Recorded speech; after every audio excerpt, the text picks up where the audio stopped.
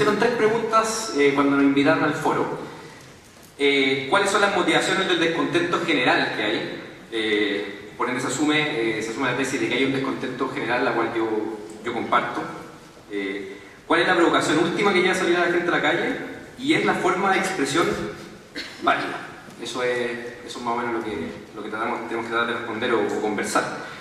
Entonces vamos por parte. Cuando se dicen cuáles son las motivaciones del descontento, yo ahí creo que hay una sensación en general de que, bueno, y probablemente no lo han escuchado en muchos lados, pero que no toda la gente tiene las mismas oportunidades de que hay un sistema de mercado, un sistema donde supuestamente la gente tiene que partir desde la misma, tiene que tener las mismas oportunidades para competir, que se basa en la meritocracia y que se supone que la gente va a tener distintas retribuciones dependiendo de sus habilidades, de sus méritos, de cuánto trabaja, etc., que hoy día no está cumpliendo con las expectativas por las cuales en un principio se empezó a defender o se sigue defendiendo en este país.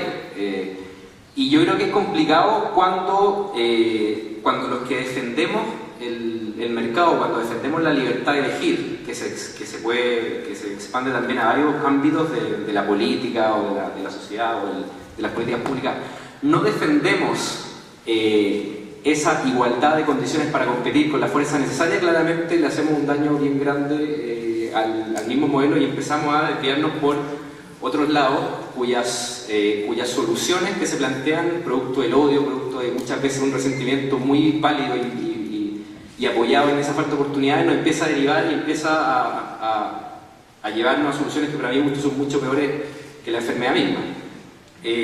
Yo creo que en Chile hay una sensación de abuso, efectivamente. Hay gente, por ejemplo, el tema del caso laboral es emblemático. Yo creo que ya muchos han escuchado hablar de lo grave que es, pero yo creo que es mucho más grave de lo que se ha dicho y es mucho más grave de lo que probablemente lo percibe la población.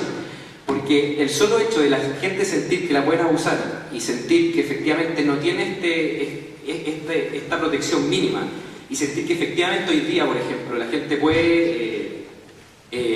condena, por ejemplo, la violencia o condena la delincuencia, condena un robo, pero no se condena con la misma fuerza el hecho que haya gente que supuestamente está sobre la ley o que produzca estos abusos y al final no termine yendo nadie preso, por ejemplo, cuando sin embargo hay otros delitos que parecieran ser mucho menos graves, con mucho impacto y pasan muchas más cosas o la denuncia social es mucho más grande. Yo creo que eso nos afecta.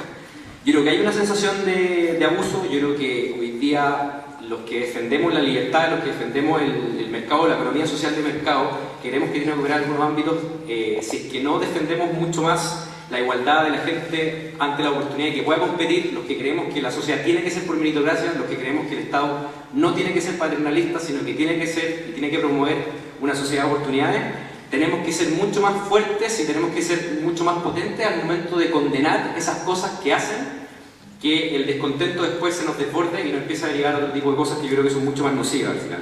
Entonces, por ende, hay una necesidad de mayor regulación, hay una necesidad de mayor protección, hay una necesidad de que efectivamente la meritocracia funcione como tal, y que hoy día no hay.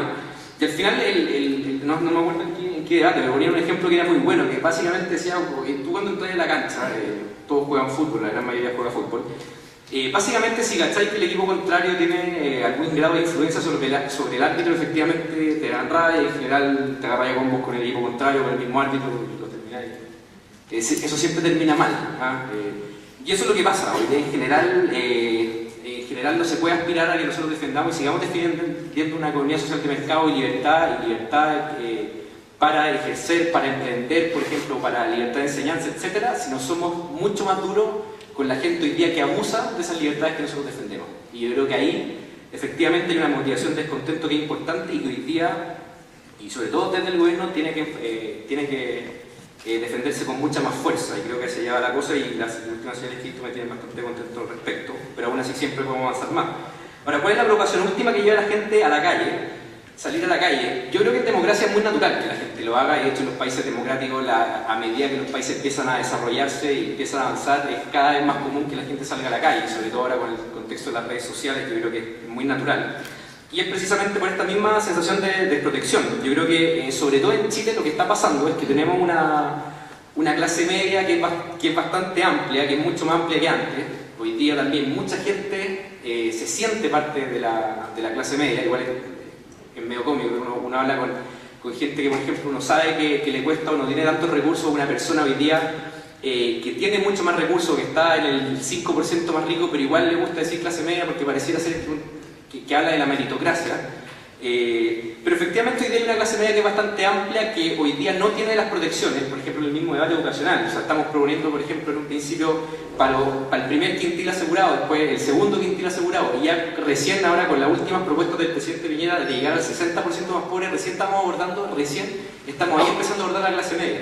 Entonces tenemos una sociedad donde la clase más vulnerable tiene mucha protección, y donde la clase alta también tiene obviamente mucho más recursos, y donde la clase media hoy día primero no tiene el mismo sistema de protección que tiene todo el resto, y segundo tampoco tienen los incentivos para hacerlo mejor, porque muchas veces los que están sobre todo en el límite sienten que siendo un poco más pobres probablemente puedan entrar a la red de protección que hoy día por estar en el estatus que están no lo pueden hacer. Entonces también ahí se contradice con el discurso de la protección, o sea, con el discurso de la meritocracia.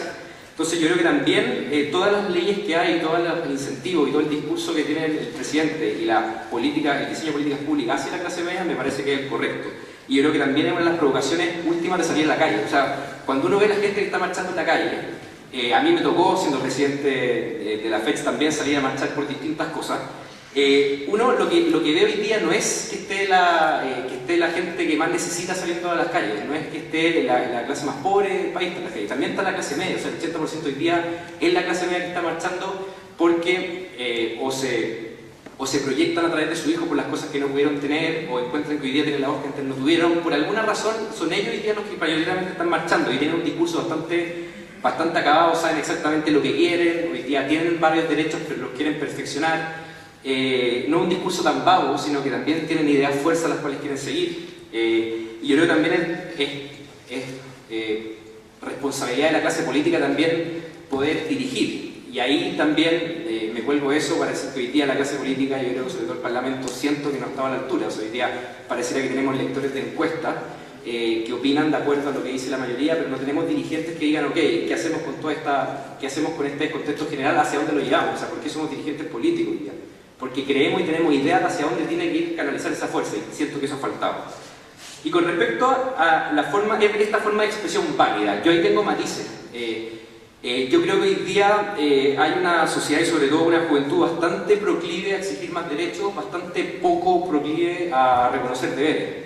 Yo creo que eso es muy impopular y es la clase política de siglo.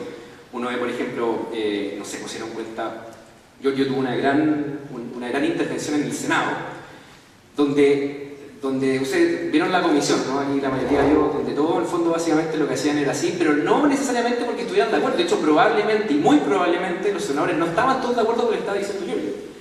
Pero el hecho de que alguien pare, de saber que cualquier cosa que hagan puede afectar su popularidad, cualquier cosa que digan en ese momento puede afectar después su propia credibilidad, es impresionante cómo les impide opinar con respecto a cosas que para mi gusto, por ejemplo, se están poniendo sobre la mesa, son muy equivocadas, como tiene que ver esta famosa discusión sobre el lucro en la educación, que lo vamos a eliminar probablemente no, para mí es una ley más populista que se están discutiendo en Chile hace muchos años, y no va a afectar la calidad, y probablemente es uno de tantos efectos o tantas causas de la segregación, que es muy importante y es así que hay que atacarla. Pero, por ejemplo, eso, o por ejemplo el tema de la gratuidad de la educación pública, y ahí entonces empezamos a derivar a este tipo de discusiones por no tener hoy día liderazgos claros, por no tener dirigentes, sino tener una especie de políticos o de senado encuestadores donde ven qué es lo que pasa, miden el termómetro y en base a eso después opinan.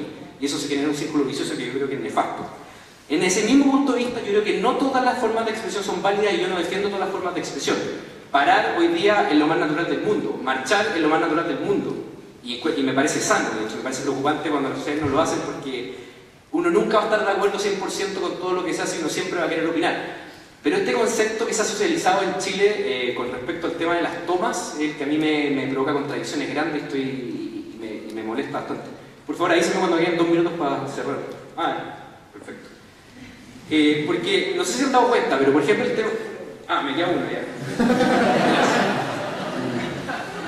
Bueno, voy a cerrar con el tema de las tomas. Yo creo que, son muchos los temas y bastante amplios. Yo en este tipo de debates me he entretenido después las réplicas y las contrapreguntas, pero solamente dejar puesto el tema de las tomas. O sea, hoy día este concepto que hay de las tomas de que, primero porque viendo un par de números uno se da cuenta que las tomas en general son minoritarias, pero este concepto de toma democrática donde la gente vota, donde hay una mayoría organizada para impedirle el libre acceso a una minoría, me parece que también es absurdo y va contra todas las cosas que nosotros queremos defender. O sea, yo creo que uno no se puede decir o llamar defensor de las minorías, por ejemplo, si uno cree que existen ocupaciones en fuerza del espacio público o espacio privado mayoritarias. Eso para mí es un absurdo. Entonces hay formas que son totalmente válidas, que son necesarias, termino el tiro, y hay cosas que no lo son tanto. Entonces yo creo que hay bastantes matices y también lo podemos discutir. Así que bueno, cierro con eso y muchas gracias por la invitación, espero que se genere un debate entretenido. Muchas gracias.